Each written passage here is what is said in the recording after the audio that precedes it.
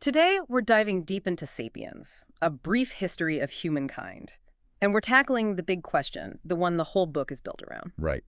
How did we, Homo sapiens, go from being a pretty insignificant ape in the middle of the food chain to, well, running the entire planet? And the book's answer is so counterintuitive. It's not about bigger brains, necessarily, or sharper tools. No, not at all. It all comes down to one thing, our collective imagination.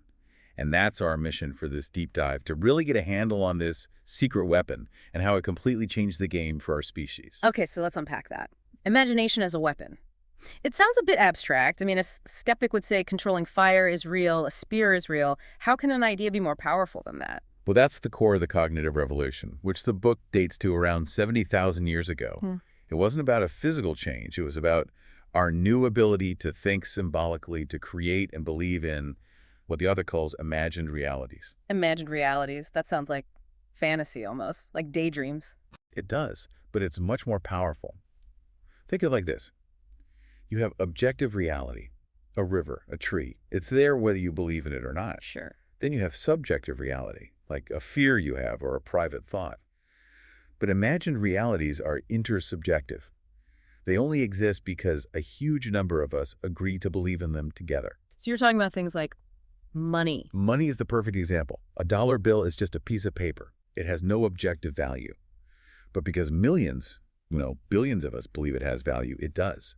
Same with borders, laws, gods, corporations. So we didn't just evolve physically, we created this whole other layer of reality on top of the physical world. Exactly. A troop of chimpanzees can cooperate, but only with chimps they know personally, maybe 50 of them. Right, based on trust. Based on personal relationships.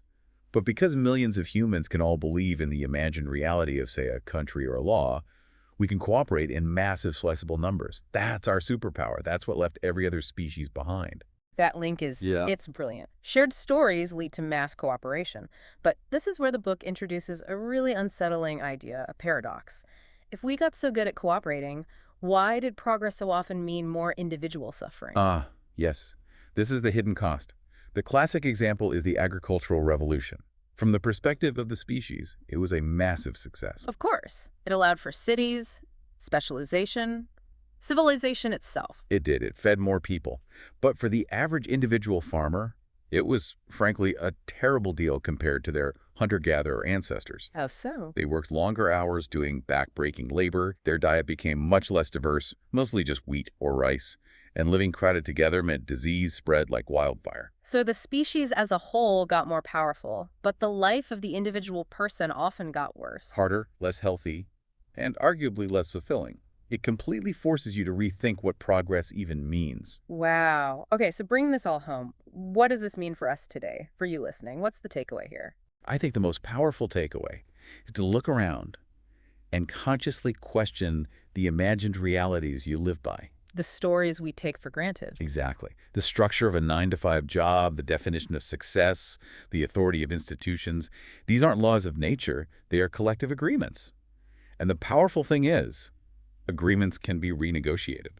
So if our entire history was written by the stories we chose to believe in, then the future will be written by the stories we decide to tell next. It's not just about understanding the past. It's about realizing we have a hand in writing what comes next.